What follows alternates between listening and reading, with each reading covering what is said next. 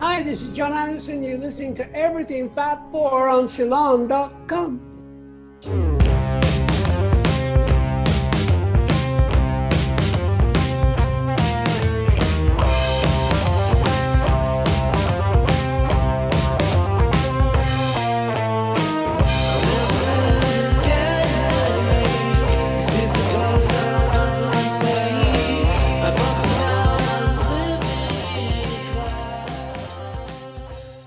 Welcome to Everything Fab Four, a new podcast focused on fun and intelligent stories about the Beatles.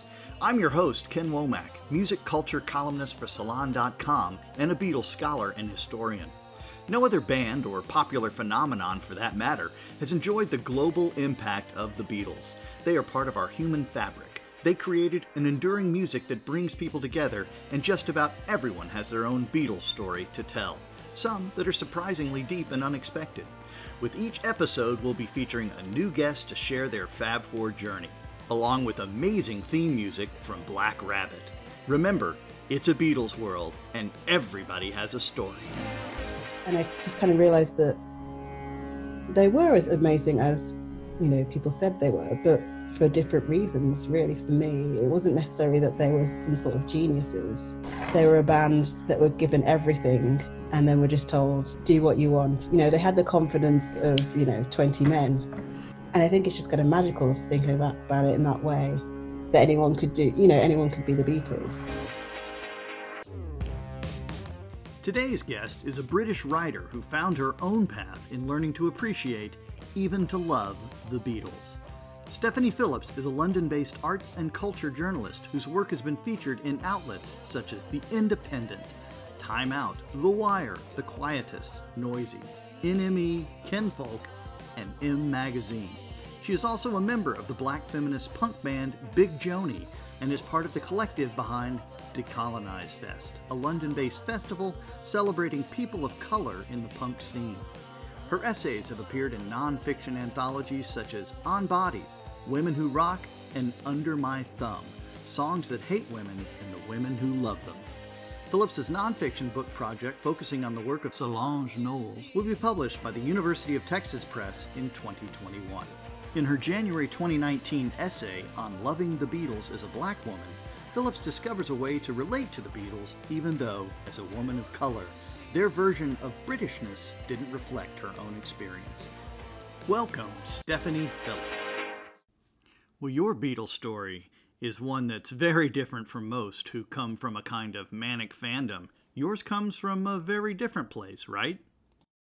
I guess it was just kind of a general disinterest because it didn't seem to be interested in me, like the whole Beatles, the concept of the Beatles and how it was promoted and seen in England while I was growing up, especially in the 90s. It was very kind of like, it was like a 60s revival, I guess. Looking back, there must have been, but at the time it just seemed like the 60s were everywhere. So it was just that, the Beatles were the gods and, the greatest thing the British had ever done. And, as a black British girl growing up in a country that was passive aggressive, I would say, in its displays of, dismissiveness towards all the other races, there wasn't really much in the Beatles for me to latch onto. But that was, I learned later, because of how, their story and their myth and their music had been kind of like almost commandeered by a very specific kind of like white middle class elite. Which brings us, to my mind, to one of my favorite parts of your very, very shrewd and astute essay on the Beatles, the one where you describe the Sad Dad Army. And to give our audience a sense of the flavor of your exquisite writing, which is just great writing in itself, I'd like to read a couple of paragraphs very quickly to get your comment. They're just extraordinary. Here goes. Almost because of their popularity, the Beatles are also one of the world's most misunderstood bands. The source of the misinformation is usually middle-aged, know-it-all male fans, the kind who only drink real ale and after a few pints speak too loudly on the opinion that modern music is rubbish. These tiresome messengers of the drab bring the Four down to the level of mediocrity with their lackluster covers of While My Guitar Gently Weeps and their insistence that Hey Jude is the best Beatles song. It's not, by a long stretch. This left me with the impression that the Beatles' music only sounded sickly, sweet, and terribly dated. The Sad Dad Army wreaked havoc on the Beatles' legacy, and that's even before you get into the steaming layers of toxic masculinity surrounding the band. Each member has had to answer to how they treated the women in their lives, and we all know the stories of violence and macho aggression that are associated with John Lennon. How could I love a band who perhaps didn't love women like me? I didn't know how to get over these barriers. I decided I couldn't and gave up, following my own path into the exhilarating world of the Riot Girl. Yeah, I guess so. Again, like growing up, it was that I guess you didn't really have a direct contact with the Beatles. From my memory, it was always those it was just kind of in the air. It was played through speakers at, at the supermarkets, or it was kind of like on adverts, and there was always kind of quite a few steps removed from the actual band. So I didn't really know I didn't even know what they looked like, to be honest with you. I don't think I could have, except for maybe John Lennon, because you see like the glasses and that kind of like profile. So it was kind of always quite a few steps removed, and it was always kind of seen as a very English kind of approach to music, and people kind of really loved that they were so successful, but it was almost like that success was because they were English. And then kind of as time goes on, I think people forgot the more experimental songs and then just kind of went with the very, very, very popular ones, which, like Hey Jude and While My Guitar Gently Weeps and kind of Yellow Submarine. And it just seemed like to me, it was just completely irrelevant to anything in my life. And even like, I don't know if I heard directly their songs. I probably heard a lot of covers, realistically, growing up, or just the instrumentals, so it just seemed very, very syrupy, and not really, it wasn't as kind of grabbing. Didn't really grab my attention. You bring up here something that I have always wondered about, and that is, what is it with the British and their cover versions? You can't sit in a lounge or at the airport or what have you, or where have you, without hearing these kind of, to use your words, syrupy reinterpretation of pop hits. Well, I guess it kind of, comes from that kind of pub rock scene. So, it's quite working class, and it would have been the people that would have been entertaining would have learnt the latest soul music and soul songs, but then interpreted it through their own singing style, which has been really interesting and has kind of, led to some really cool, I guess they call it blue-eyed soul, or northern soul at least, was a really cool genre in England, and was that same, more or less the same idea of kind of white working class people kind of reinterpreting soul songs, or reinterpreting American songs specifically, and kind of having the English lilt over it. But again, over the years, it just has become such a general staple that it becomes really regimented. So you get kind of like, the Amy Winehouse covers, but all the grit has been removed from it, and it's just kind of someone going through the motions. That's it exactly. That's exactly what I mean. It's as though all the life has been drained out of it, the music, and it's been homogenized. I wonder if you can tell us more about how the Beatles have been co-opted by the elites. I mean, definitely in terms of kind of the way that England and Britain kind of promotes the Beatles, has been for a long time, and in my kind of understanding, has been because this is the highest standard of music, because they are white and English, and we should all be proud of the Beatles. And it's kind of like going through that way of thinking, and it's become almost used as like this is better than anything else because of this and this. And it kind of really defeats the point of what the Beatles are, because, you know, as you know, they started imitating American rock and American soul, and specifically Black American musicians. And so that history kind of gets erased from them, and then becomes, well, the Beatles were, you know, the greatest people to do that genre, even though, you know, they were taking inspiration from Black people. So I think it's just that general kind of way that history kind of, well, specifically the way that white historians kind of create the history. They will look at a band and look at an event and only see the, you know, the four things that they want to see, and that is often the white male protagonist that they can say is the hero, ignoring everything else that happens and everyone else that led them along the way. Which leads us directly to something that your essay does so very, very well, and that is demonstrates that the Beatles are kind of this unexamined greatness that people just assume is great on its face value. That's kind of what was always kind of weird, because it was just like, well, they're just amazing, they're just amazing, they're just amazing. It was like, well, why? I don't understand. Like, why? It's kind of like someone's forcing their opinion on you. And I think, you know, a lot of people find that very, well, it is very oppressive. And, you know, I think that's why a lot of people, I know a lot of kind of Black British people wouldn't listen to the Beatles and still haven't, because it is just like, it's almost like another arm of the oppressor in terms of kind of that, because I mean, the British have always done that in a way of kind of colonizing other places through every route that they can do. And that has also been through arts and culture. And so kind of we always want to be the best in, you know, say our music is the best, say our literature is the best, say our, you know, the TVs and films and programs and theatres that we do are the best. And it's kind of that similar thing, really, of kind of bragging that, you know, this is the land of Shakespeare, this is the land of the Beatles. And it feels like you just want to create something yourself and run away from what people are telling you to do. And this in turn brings us to what makes your essay so very, very insightful, because you discovered the Beatles anyway. You just do it on your own terms. It was just through my general kind of like search for music. I've always been a real music lover. I kind of got into punk and riot girl music when I was a teenager.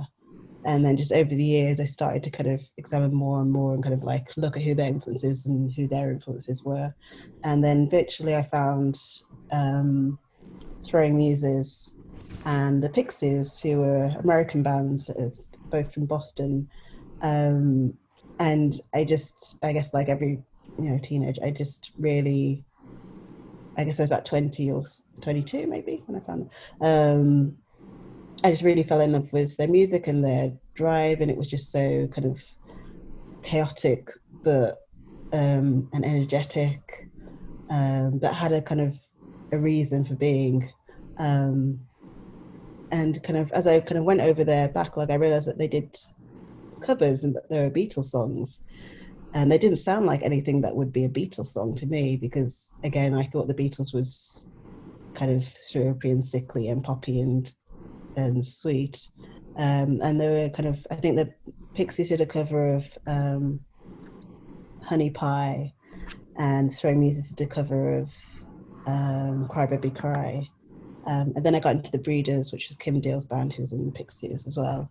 And they did a cover of Happiness is a Warm Gun.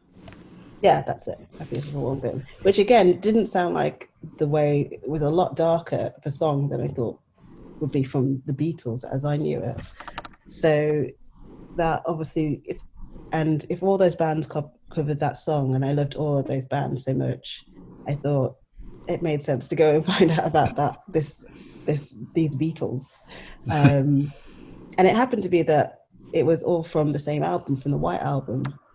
I guess maybe they were all, those bands were all friends, and they all had, you know, listened to the White Album together. They all seemed to be on the same scene, so they'd all covered songs from the same album. So I kind of hunted down the White Album, some songs from it and listened to them. And I was just really intrigued and confused, and it didn't sound anything like I would imagine they would sound, like a band from the 60s. They'd been so kind of dominant in my life.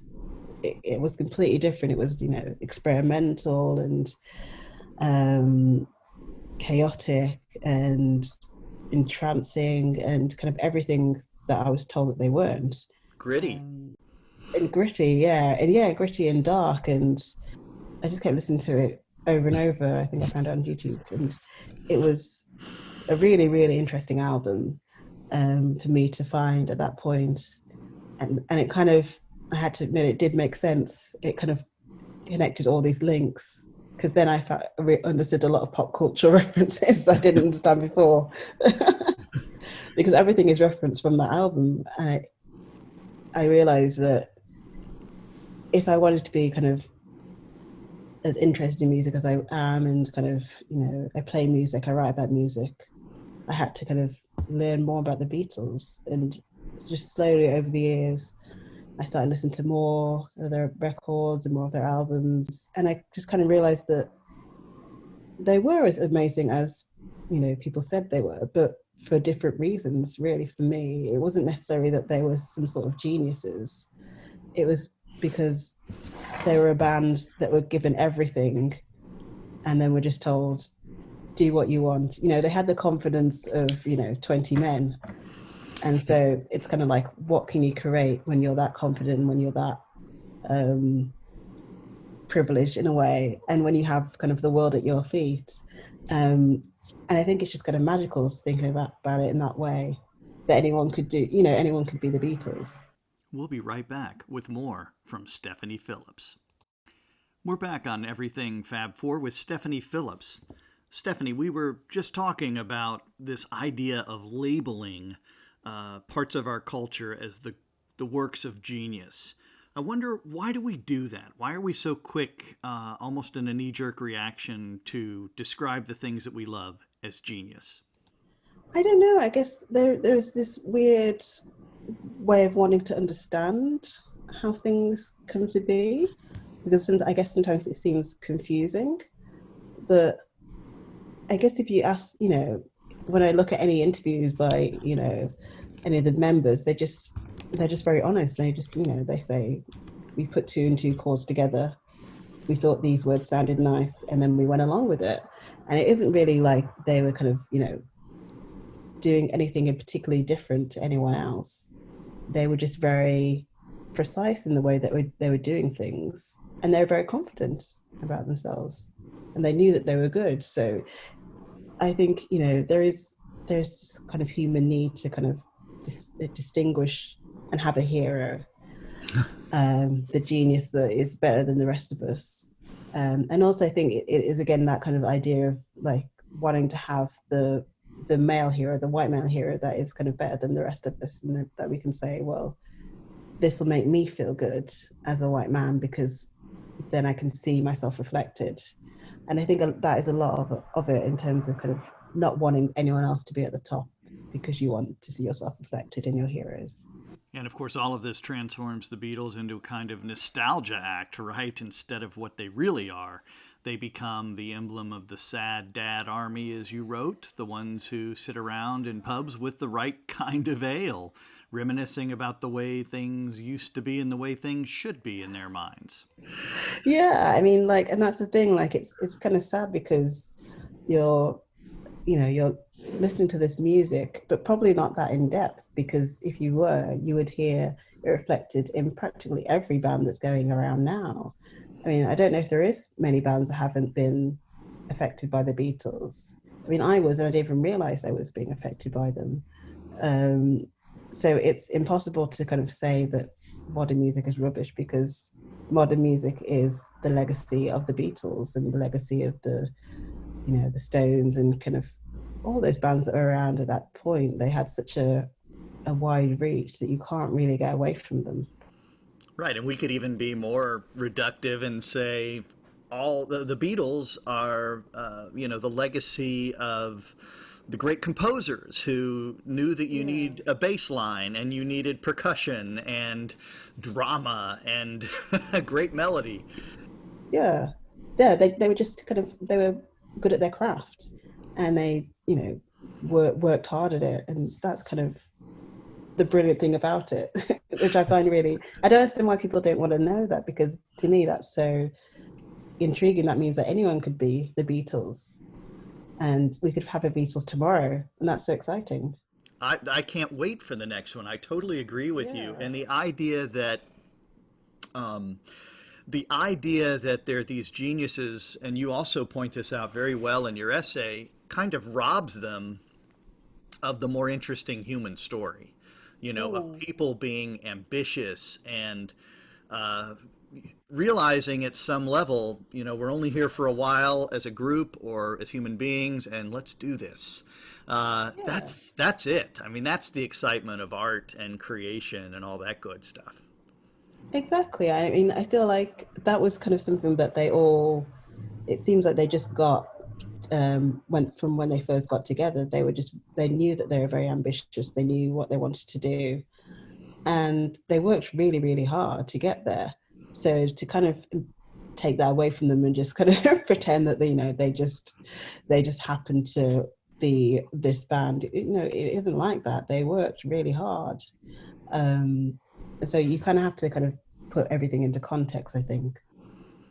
Sure, and then the Sad Dad Army robs uh, potential new listeners by just accepting it as fact that they're this kind of perfect thing, and Mm. not letting people find their own entree. I love when you talk too about the reality of them. John Lennon talking about his moments of violence toward women. Um, I'm always curious, particularly in the age, right, of cancel culture. Uh, Why do you think the Beatles have not been assailed in some way, by our culture, which at the moment rightly points out behavioral traits that we would prefer not to continue to mirror in culture, and in Mm. some cases cancels them, right? A good Yeah. example, I suppose, would be in the court of public opinion and the treatment of Michael Jackson, who obviously has well-known legal baggage and and other sorts of issues. Do we or do we not still listen to them? How do you think the Beatles have kind of escaped cancel culture? I guess, I mean, the problem with cancel culture is that a it isn't really a real thing that ever, or it isn't something that is lasting in any way. I mean, people have been canceling R. Kelly for over a decade now. Um, he still has a job. He's I think he's someone's working on getting him in jail, but it's not a legitimate thing. And I think people are aware of John Lennon's past, and the Beatles weren't necessarily all great to their wives. They did cheat on most of them. Um, but it is about being aware of that person as a human being in their entirety, and not wanting to kind of strip them of their humanity. And that, there was a lot about John Lennon that was very negative, and there was a lot about him that was kind of very emotional and sad, and he had kind of a difficult upbringing in some ways, and that is kind of reflected almost in his approach to life in those kind of later years. Um, and so yeah, I think you just have to. I think people do bring it up, to be honest, kind of every now and again when people kind of remember. There's almost kind of like a 2-year cycle of people forget, and then oh yeah, it comes out into it. It's like, I remember when John Lennon did this. It's like, well, yes, we remember. He wasn't that great. He admitted that he wasn't that great, to be fair to him. Sure, in his one of his last interviews, there's a wonderful Yeah. quote where he says something along the lines is, and it's sad because of the irony, you'll hear it in a moment. He says something along the lines of, "I will have to live for a very long time and be a much older person before I can really be excused for some of the things I did in my past."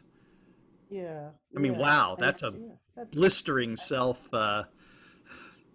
analysis.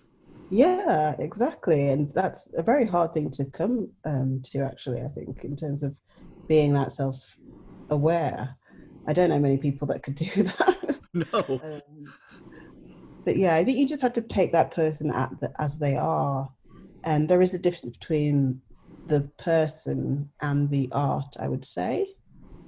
Um, because all art is going to be here. Once it's made, it's just here. We can't really get rid of it.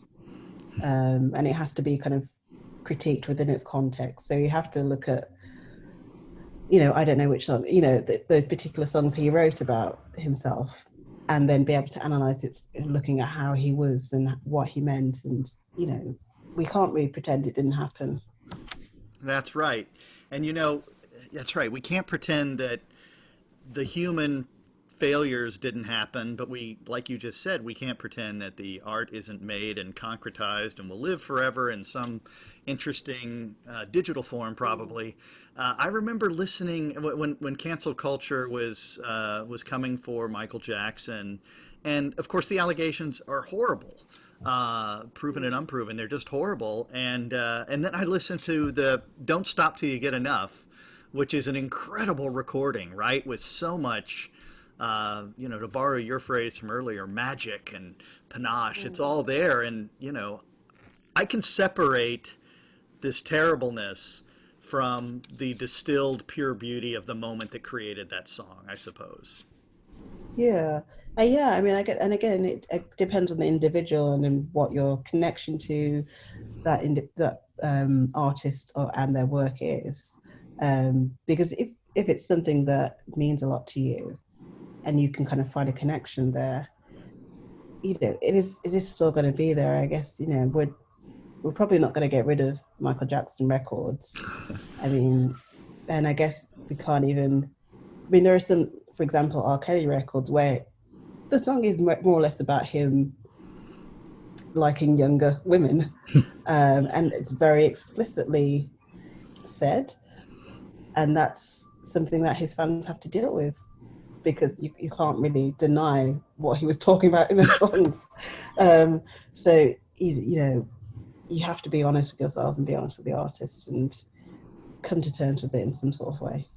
Sure, and then there's the whole issue of, you mentioned how people become fans of an artist, but then so much music is consumed by simply hearing a song in a moment in time that may have nothing to do with that artist, but is about you and your life Mm. and how it makes you feel. And maybe that's the problem for the Sad Dad Army, right? They want to feel like they did back when the army was still doing military operations, to extend the metaphor.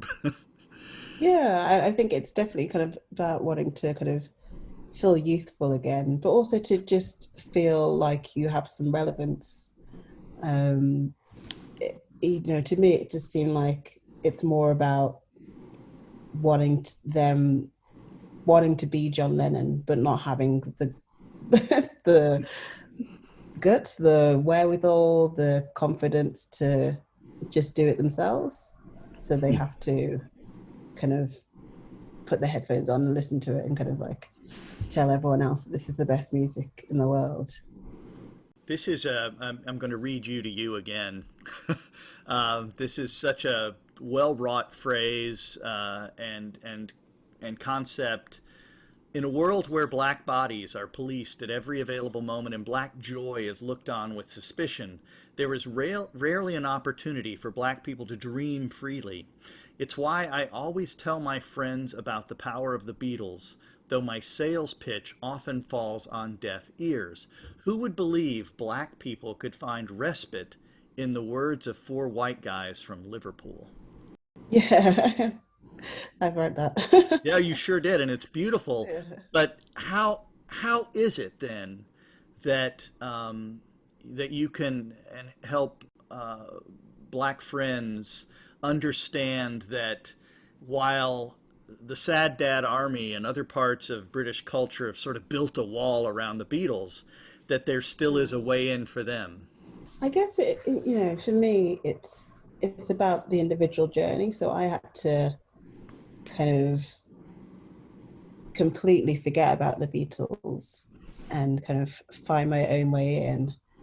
And if you're kind of listening to music all the time, you will find your own way into the Beatles that's kind of relevant to you and is kind of like it's almost like they can kind of create their own playlist kind of on their own, just because whatever you're listening to, there is a Beatles song that is of relevance and that is kind of inspired that song.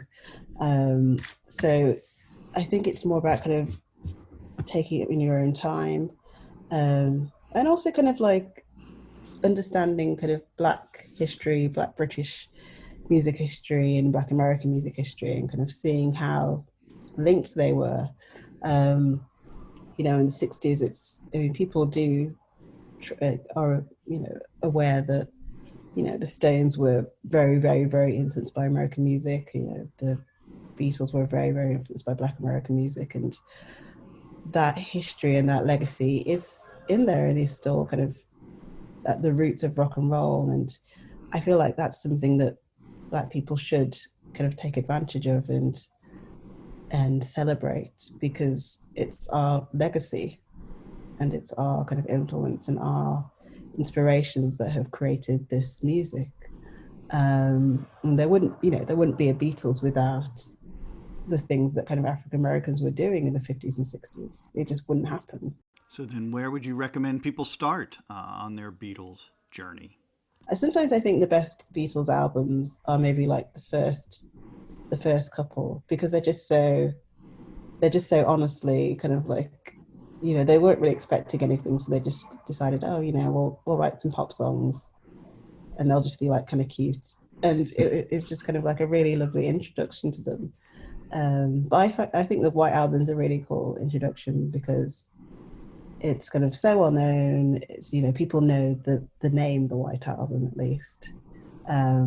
It's got really cool pop songs on it, and it's got really cool experimental songs on it, and you can tell the legacy and history and kind of understand why they are that band that they are.